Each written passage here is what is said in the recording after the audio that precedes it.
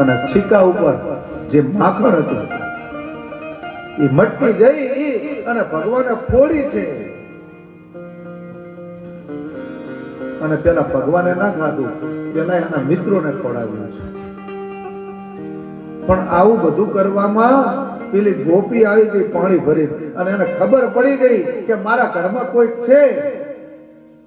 બેડું મૂક્યું નીચું અને હાથમાં લીધી સોટી અને ઘરમાં ઘૂસી.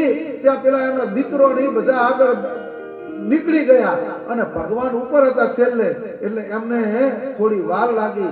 એમાં ભગવાન પકડાઈ ગયા અને વળી પછી હાથ પકડીને શું કે આજ તારી માને બતાવતા.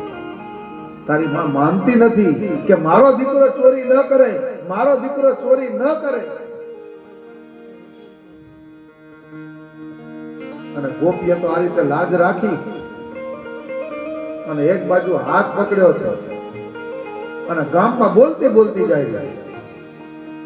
એમાં વચ્ચે બધા વડીલો બેઠેલા કે આ શું પ્રભાવતી બોલ બોલ કરે છે. એટલે આમ વડીલ સામે થોડું જોયું તો પોતાની લાજને થોડી ખેંચવા માટે આને હાથ બદલાવ્યો.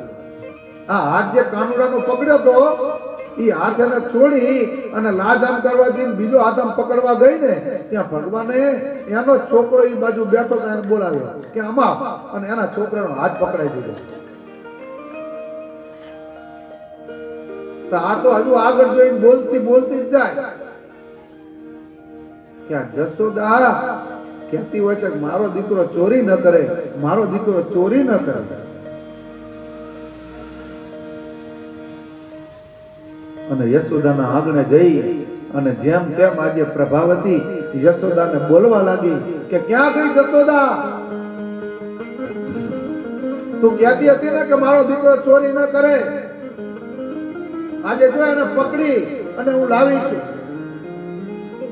અને ભગવાન તો એ ગોપી હજુ ઘરે નથી પહોંચી અને એના દીકરાનો હાથ આ બાજુ પકડાઈ અને ભગવાન આમ ફરી અને મા પાસે જઈને વાલ કરવા લાગ્યા કે માં, આજ તો લોકો બધા કેવા થઈ ગયા કે આપણે ચોરી ન કરીએ ને તો આપણું ખોટું ખોટું નામ આપે.